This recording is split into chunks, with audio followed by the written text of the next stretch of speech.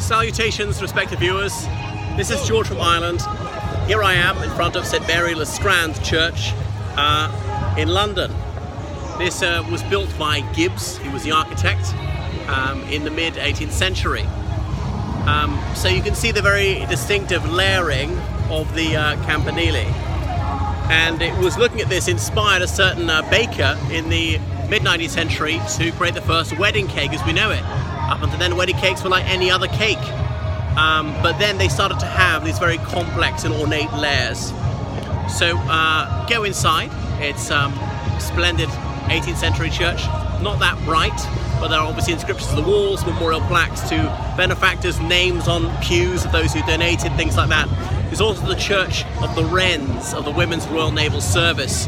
So from the First World War, women were allowed to join the Royal Navy in a non-combat capacity, doing clerical work or as cooks, things like that. Now they can do almost anything except the submarines. Anyway, you may recognize this church from the opening sequence of Chariots of Fire, because this was where the memorial service took place of, oh my goodness, his name escapes me, the bloke played by Ben Cross, Harold Abrahams, that's it. So he died in 1978, that September, Harold Abrahams, the Olympic athlete, and the memorial service takes place here.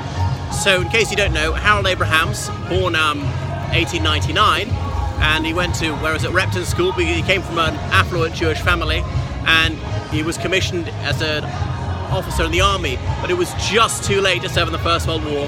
Then he went to Gonville and Caius College, Cambridge. He's a very distinguished athlete, so he's reading law there, and he's this fantastic sprinter, and he engaged Scipio Musabini as a coach. Some people thought that was not the done thing, but anyway, he won a blue, as in for competing for Cambridge against Oxford in athletics. Later selected for the Olympic team in 1924. As the film shows, he won an Olympic gold. The difficulty for him was, when do you stop? Because in your mid-20s, his athletic performance is going to be in decline.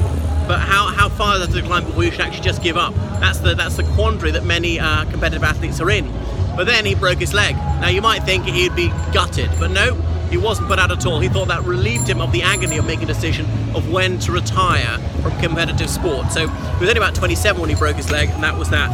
He was then a sports journalist. In 1936, the Olympics were held in Berlin.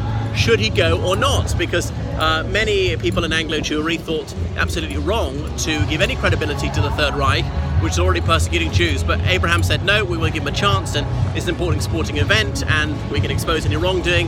The Third Reich had eased off the anti-Semitic campaign for the Olympics, and indeed allowed some Jewish athletes to compete for Germany. That was that. So he lived on until 1978, becoming a grand old man of British athletics.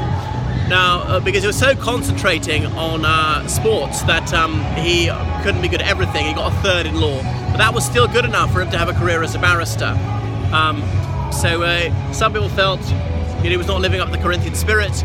He was too professional about it in an era of amateurism. But I think he was just ahead of his time. There's no taking away from him his magnificent accomplishments. Anyway, there was a campaign in the 80s to demolish this church as an obstruction to traffic.